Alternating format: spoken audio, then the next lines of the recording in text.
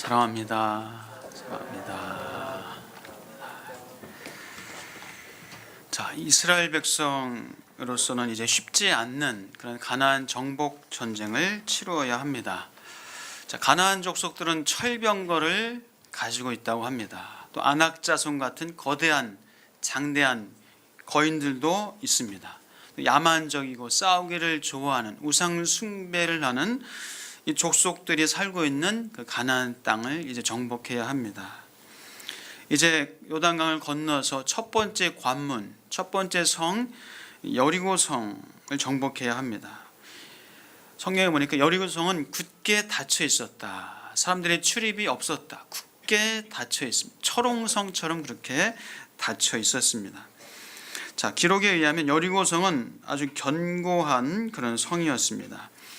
자, 여리고성, 여리고 이제 동편으로는 요단강이 있어서 요단강에서 이제 가나안 땅으로 팔레스틴 땅으로 들어가기 위해서는 여리고성을 통과해야, 거기를 지나가야 이제 젖과 꿀이 흐르는 그 비옥한 땅으로 들어가게 됩니다. 그렇기 때문에 여리고라는 지역은 전략적으로 또 경제적으로 군사적으로 아주 요충지다라고 할 수가 있습니다. 그렇기 때문에 이미 기원전 7,000년, 8,000년 전부터 그렇게 성읍이 세워진 최고 오래된 성읍이 있는 그런 도시 중에 하나라고 할 수 있습니다. 여리고 성 안에는 성과 안 밖에 해서 한 10,000명, 20,000명 이상의 사람이 거주했을 것으로 추정합니다. 또 여리고 안에는 풍부한 샘이 있었습니다. 분당 한 4,000리터가 이렇게 흘러나오는 샘이 있었습니다. 자, 가나안 땅 어디 가나 이 물이 귀합니다. 물이 있어야 사람이 살 수 있고 풍요로운 어떤 그런 농사도 지을 수 있습니다. 이 구약 시대 엘리야가 여리고에 왔을 때 먹을 수 없는 그 샘, 그 물에 소금을 던져서 먹을 수 있는 물로 바꾸는 그런 기적이 기록되어 있었던 그런 성경의 역사가 여리고에서 또 있었습니다. 자, 여리고성은 높이 한 7m, 두께가 6m 이상 된 그런 성곽으로 있었습니다. 그래서 약 한 36,000평 이상의 그런 좀 경사진 그런 곳에 여리고성이 세워졌었다라고 기록되어 있습니다. 자, 다시 말해서 이스라엘 백성들이 여리고성을 점령하는 것은 사실 쉬운 일이 아니었다라는 겁니다. 그 당시 문을 걸어 잠그고 요새화된 성을 점령하는 것은 쉽지 않습니다. 성경에도 이 성을 점령하는 그런 사건들이 있었고 또 뭐 역사적으로도 그런 일들이 있는데 우리나라 이 임진왜란 때 이 행주산성, 행주대첩 여러분도 아실 겁니다. 그 아낙네들이 치마를 잘라서 돌을 나르고 해서 그 성 위에서 공격해 들어오는 외적들에게 돌을 던져서 그렇게 물리쳤다 하면서 행주대첩이라고 그렇게 기록되어진 어떤 그런 행주대첩의 역사도 있습니다. 우리가 이스라엘에 가면은 이 마사다라는 요새가 있습니다. 마사다, 이것도 역시 성인데요. 이 마사다는 유대인들이 침략하는 로마군에 항거하면서 마지막으로 항거했던 것이 이 마사다라는 요새입니다. 이 마사다는 헤롯 대왕이 별장으로 지었던 궁이 있고 또 거기에 요새로 만들어진 그런 곳입니다. 동쪽으로는 사해가 있기 때문에 사해가 수면보다 400m가 더 밑에 있습니다. 그렇기 때문에 400m 이상의 어떤 절벽이 되고요. 서쪽으로도 절벽이 한 100m 가까이 절벽입니다. 그래서 이 마사다를 정복하기 위해서는 절벽을 기어 올라야만이 마사다를 정복할 수가 있습니다. 자, 그만큼 난공불락의 이 마사다, 그곳에 유대인들이 도망쳐 와서 한 900여 명의 사람들이 2년 이상을 로마군에 항거했었던 그런 역사가 있습니다. 그 성은 한 1.3km 이상으로 둘러쳐 있고 그 벽의 평균 높이는 한 3.7m 정도 됐다고 합니다. 그 마사다 안에는 창고, 또 병기고, 궁정, 저수조 등이 구축이 되어 있어가지고 사람들이 오랜 시간 거기서 거할 수 있는 그런 요새였습니다. 이 마사다 요새에서 한 960여 명의 유대인들이 2년 이상을 항전했습니다. 그래서 이 로마 군대가 그 마사다를 정복하기 위해서 이 절벽 위에다가 절벽을 기어 올라가다가 또 실패하고 해서 결국은 누벽을 쌓았습니다. 흙으로 계속 성벽에다 쌓고 해서 흙으로 길을 만들어서 결국은 한 2년이 넘어서 이 마사다를 정복하게 됩니다. 그래서 그 안에 960여 명의 유대인들은 마지막으로 항거하다가 우리가 그냥 로마의 노예가 될 수 없다 하면서 스스로 자결을 합니다. 가족들을 먼저 가장에다 죽이고 또 제비뽑기하면서 마지막 한 사람이 남아서 사람을 죽이고, 사람 죽이는 것이 또 자살하는 것이 죄이기 때문에 그렇게 죽이고 마지막 한 사람이 다 불을 지르고 스스로 자결하는 그런 일이 있었습니다. 그래서 로마군이 마사다를 정복하고 안에 들어가 보니까 온통 시체였어요. 다 시체였고 900여 구의 시체가 있었고, 그리고 아이야 5명, 부녀자 2명만이 살아남아서 그 역사를 전하게 됐습니다. 사마리아 성 항전도 있었고 예루살렘 성도 히스기야가 판 그 터널, 그 물을 대기 위해서 터널을 파서 항전하기 위해서 성 안에는 물과 먹을 양식을 채워놓고 그렇게 항전한 역사도 성경에는 기록되어 있습니다. 자, 이렇게 성을 이렇게 점령하고 정복한다는 것은 그만큼 어려운 겁니다. 자, 여리고 성도 분명히 외세의 침략에 항거하기 위해서 그 안에 물과 먹을 양식을 비축하고 있었습니다. 여리고 성 사람들도 오래 버티면서 이스라엘 사람들이 그냥 지나가기를, 아니면 가나안 연합군들이 와서 그들을 도와주기를 기다리면 됐습니다. 자, 그런데 여리고성 전투는 어떻게 됐습니까? 아주 치열한 전쟁이 벌어졌죠. 창과 칼로 서로 치고받고 싸우는 그런 전투가 벌어졌습니까? 우리가 너무나 잘 알고 있습니다. 여리고성 전쟁은 너무나 잘 알고 있습니다. 하나님은 여호수아에게 명령을 하셨습니다. 이제 여호와의 법궤를 중심으로 그 앞에 7 제사장을 세워라. 7 제사장이 양각 나팔을 불게 했습니다. 그리고 그 앞에 군사들을 세웠습니다. 또 여호와의 법궤 뒤에 역시 군사들과 제사장을 세워서 나팔을 불게 해서 하루에 한 바퀴씩 6일을 그렇게 돌게 했습니다. 그리고 7일째 되는 날은 7바퀴를 돌게 했습니다. 자, 6일간 한 바퀴씩 돌았습니다. 아무 말도 없이 침묵하면서, 그래서 나팔 소리만 울리면서 그렇게 돌았습니다. 자, 이렇게 돌면서 백성들의 마음이 어땠을까요? 그냥 아무 말도 없이 침묵하면서 도니까 좀 며칠 지나다가 이게 뭐 하는 짓인가 불안하기도 하고 염려가 되기도 하고 의심이 들기도 하고 두려움이 몰려왔을 수도 있습니다. 또 반대로 여리고성 사람들은 어땠을까요? 여리고성 사람들도 처음에는 아무 말도 없이 침묵하면서 성을 도니까 이게 뭔 일인가, 공포에 휩싸이고 두려움에 떨어질 수 있습니다. 그러다가 하루가 지나고 이틀이 지나고 며칠이 지나도 그냥 돌기만 하니까 아무 일도 벌어지지 않으니까 이스라엘 사람들을 향해서 조롱하고 좀 뭐들 하는 짓인가, 또 멸시하고 하는 일이 또 있지 않았을까 생각합니다. 자, 마지막 7째 되는 날 7바퀴를 돌았습니다. 7바퀴를 돌고 제사장이 나팔을 소리내서 부릅니다. 또 여호수아가 외칩니다. 이제 백성들을 향해서 외쳐라 라고 여호수아가 외칠 때 백성들이 온 힘을 다해서 큰 소리로 외쳤습니다. 그 외침 소리에 여리고 성이 무너져 내렸습니다. 자, 여리고성 전투는 칼과 창으로 벌인 전쟁이 아니었습니다.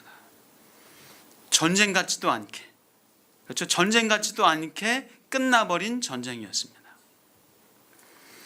자, 하나님께서 하셨다라고 밖에는 말할 수 없는 거예요. 하나님이 승리를 주셨다라고 말할 수밖에 없어요. 나팔 소리, 사람이 외치는 소리, 그것까지 어떻게 여리고 그 견고한 6m 이상 되는 성벽이 어떻게 무너집니까? 7m가 높은 그 성벽이 나팔 소리에, 사람 외치는 소리에 무너집니까? 이거 하나님이 하셨다라고 밖에는 할 수가 없습니다. 하나님께서 주셔야 여리고성을 얻을 수 있습니다. 그래서 하나님의 전쟁은 결코 무기로, 싸움으로 승리를 얻는 것이 아니라 하나님 말씀을 믿고 순종함으로 승리를 얻는 것인 줄 믿습니다. 사랑하는 여러분, 여러분의 인생 어찌 보면 하나님의 전쟁이요, 하나님의 전투요, 싸움이라고 할 수 있습니다. 우리 하나님을 믿는 믿음을 가지고 순종함으로 나아가시는, 그래서 인생의 전쟁에서, 그 전투에서 승리하시는 은혜가 있기를 축복합니다. 홍해를 건넌 사건도 그렇습니다. 요단강을 건넜던 사건도 그렇습니다. 다윗이 골리앗을 이겼던 사건도 역시 마찬가지입니다. 칼과 창으로 이긴 것이 아니라 하나님을 믿는 믿음과 그 순종함으로 전쟁에서 승리한 것입니다. 우리가 할 수 있는 것이 없고, 내가 할 수 있는 것이 없고, 내가 약할 때, 내가 정말 약하다고 고백하고, 아니 정말 내가 약할 때, 그때 하나님이 드러나는 것입니다. 나는 힘이 없습니다. 나는 약합니다. 나는 아무것도 할 수 없습니다. 내 힘으로는 그 어떤 것도 성취할 수 없고 이룰 수 없습니다 라고 자신의 약함을 고백할 때, 나의 약함을 인정할 때, 내 힘으로는 저 여리고성을 무너뜨릴 수 없다라고 인정할 때, 그때 하나님의 역사가 시작되는 줄 믿습니다. 약할 때 강함 되게 하시는 하나님이십니다. 여러분, 약할 때 강함 대신에 찬양 좋아하시죠? 약할 때 강함 되시네 나의 보배가 되신 주 나의 모든 것 주 안에 있는 보물을 나는 포기할 수 없네 주의 모든 것 쓰러진 나를 세우고 나의 빈잔을 채우네 주 나의 모든 것. 이렇게 찬양하는, 여러분, 약할 때 강함 대신에 이 찬양을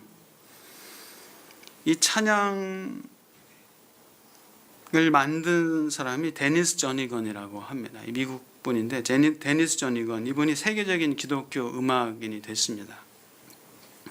근데 이 데니스 저니건이 동성애자였습니다. 5살 때 공중 화장실을 갔다가 그만 동성애자에게 성적인 추행을 당한 후에 혼란을 겪게 되면서 동성애 거기에 빠지게 됩니다. 그 사건 이후에 그 마음속에 사단이 속삭임을 했대요. 그 속삭임의 종노릇을 했다고 고백을 합니다. 너를 그 남자가 왜 좋아하는 줄 알아? 너의 속에는 어떤 것이 있는 줄 알아? 너는 하나님이 너 싫어할 거야. 하나님이 널 분명히 싫어해. 라는 이 사단의 속임수에 속아서 그렇게 지내는 고통스러운 시간을 보냈습니다. 그는 어릴 때부터 음악적인 재능이 뛰어났다고 합니다. 섬세한 감정, 또 절대 음감이 있었습니다. 근데 너무 섬세하다 보니까 이 아이들에게 학교에서 놀림을 많이 받았다고 합니다. 그런데 어릴 때 그 당한 성추행 때문에 이 동성애의 깊은 늪에 빠져 들어갔습니다. 그래서 이렇게 살면 안 되는데 라고 본인도 생각하면서 그가 정말 믿던 어떤 멘토에게 찾아가서 자신의 동성애를 고백을 했대요. 고백하면서 너무 자유를 얻었었다. 그런데 너무도 안타깝게도 찾아가서 고백한 그 사람이 오늘날 동성애로 접근하면서 더 큰 절망과 배신감을 갖게 됐다고 합니다. 그러면서 자살을 시도를 하기도 하고, 그러다가 이분이 한 찬양 집회에서 하나님이 자신을 얼마나 사랑하신지를 깨닫게 되었습니다. 하나님께서 마음 가운데 말씀하셨대요. 나오라, 나오라. 그 수렁에서 나오라, 내 앞으로 나오라 하신 하나님의 사랑의 음성을 듣고 그가 그 동성애에서 빠져나오게 됐다고 합니다. 그가 지금은 이 멜린다라고 하는 여인과 결혼해서 무려 9명의 자녀를 낳고 참 다복하게 잘 살면서 세계를 다니면서 찬양 사역을 하고 있습니다. 그가 가족 사진을 보여주면서 그런 얘기를 하는 글을 읽어봤습니다. 악한 사단이 나에게서 빼앗으려고 했던 것을 보십시오 하면서 자신의 가족 사진을 보여주면서, 그 다복하고 행복한 가족 사진을 보여주면서 악한 사단이 나에게서 빼앗으려고 했던 것이 이것입니다. 그는 자신의 약함을 통해서, 자신의 그 약함, 연약함을 통해서 하나님께서 강하게 쓰신다고 고백하며 그 노래를 지었습니다. 사랑하는 여러분, 약할 때 강함 되시고, 내가 약할 때 오히려 하나님께서 역사하시고 행하시는 은혜를 경험하시길 축복합니다. 또 하나 글을 읽다가 이 박모세라는 한 청년 이야기를 읽었는데요. 이 박모세라는 26살 먹은 청년 이야기입니다. 그가 태중에 있을 때 사형 선고를 받은 아이였습니다. 머리에 뼈가 없어서 머리에 뼈가 없이 태어나야 될 그런 상황이었다고 합니다. 뒤통수에 뼈가 형성되지 않아서 뇌가 그냥 흘러내리는, 그래서 아이도 생명이 위험하고 산모도 위험한, 그래서 담당 의사가 아기는 이미 가망이 없습니다, 산모의 생명까지 위험합니다 하면서 낙태를 권했습니다. 깊은 실망과 충격을 가지고 떠밀리다시피 해서 낙태 수술을 준비하고 수술대 위에 누웠습니다. 근데 그 순간 몸에 큰 진동을 느꼈대요. 이 태동을 느꼈답니다. 그 태동을 느끼면서 이 생명을 포기해서는 안 되겠구나, 하나님께서 이 생명을 살리라는 그런 하나님의 명령으로 들렸다고 합니다. 그래서 수술을 안 받겠다고, 그러니까 수술을 이제 하려고 했던 병원은 난리가 난 거죠. 난리가 났습니다. 병원에서 회의를 하고 이것은 결코 안 된다, 낙태를 해야 된다라고 다시 결정하고 그렇게 그 엄마에게 권했습니다. 그러나 그 낙태를 거절하고 결국 10개월 동안 병원을 다니면서 그렇게 하다가 결국은 10개월 후에 제왕절개 수술로 아이를 낳았습니다.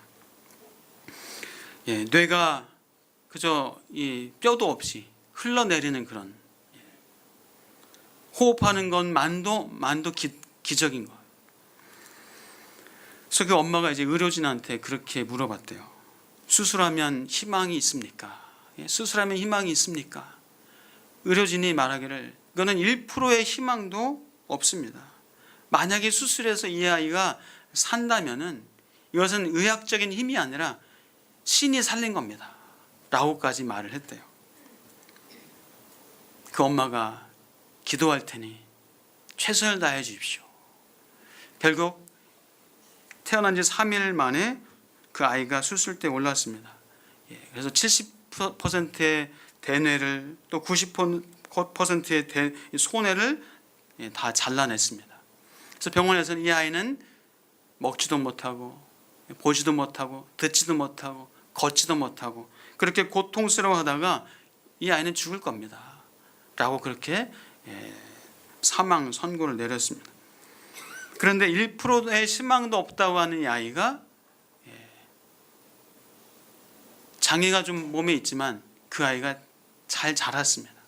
26살까지 되고, 그래서 2013년도에 이 평창 스페셜 올림픽 때 이제 20살이 넘은 그 청년이 애국가를 불렀대요. 노래를 저도 이제 영상으로 노래를 하는 거 들었는데 노래를 참 잘하더라고요. 그 성악가 수준이더라고요.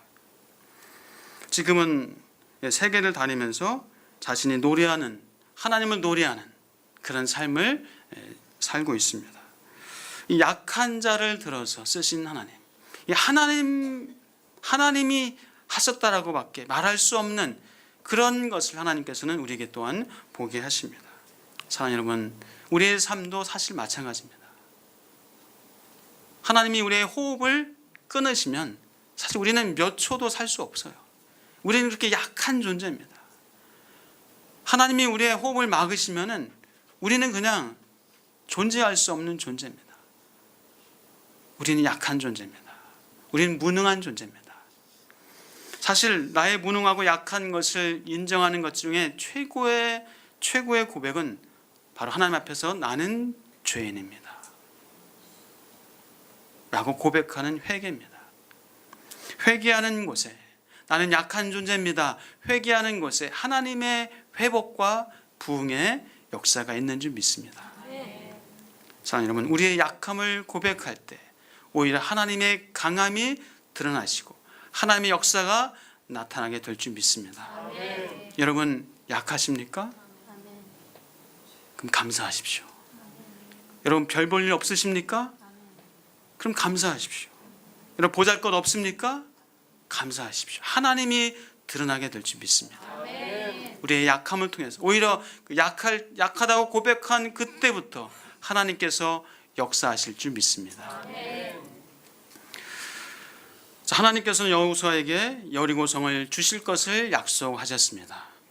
여호수아는 하나님의 말씀을 믿고 여리고성을 얻게 될 것을 또 확신했습니다. 그래서 오늘 본문에서는 하나님께서 여리고성을 주실 것이라고 확실하게 믿는 여호수아의 믿음을 우리가 볼 수 있습니다.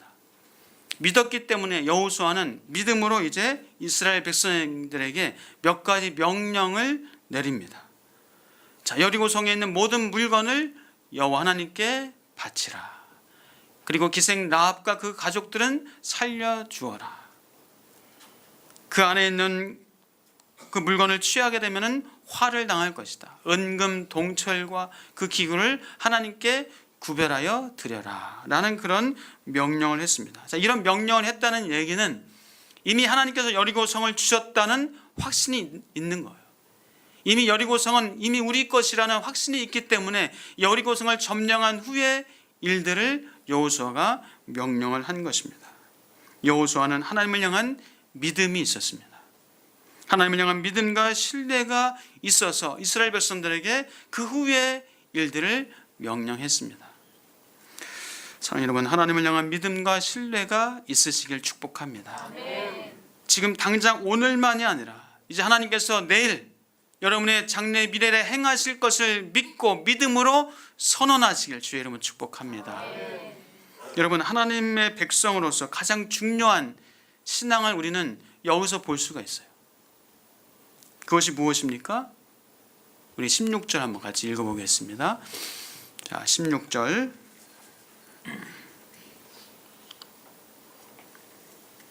시작.